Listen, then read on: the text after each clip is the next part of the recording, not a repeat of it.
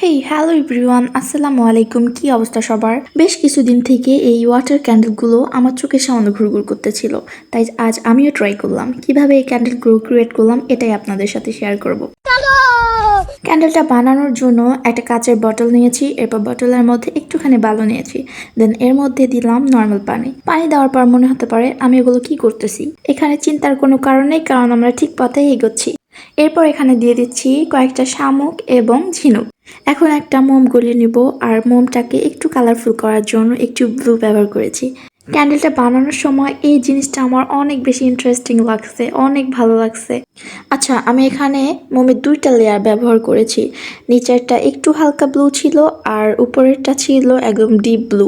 আর আমি কিন্তু এই ক্যান্ডেলের ভিতরে একটু সুতাও দিয়েছি। মোমের ভিতরে যে এক্সট্রা সুতাটা ছিল ওইটা এই ক্যান্ডেলের মধ্যে দিয়েছি। আর এখানে আরেকটু সৌন্দর্য বৃদ্ধি করার জন্য উপর দিক দিয়েও একটু শামুক এবং ঝিনুক দিয়েছিলাম। তো ফাইনালি ক্যান্ডেলটাতে আগুন ধরানোর পর এটা এত বেশি সুন্দর লাগতেছিল, আমি তো অনেক বেশি খুশি হয়েছি।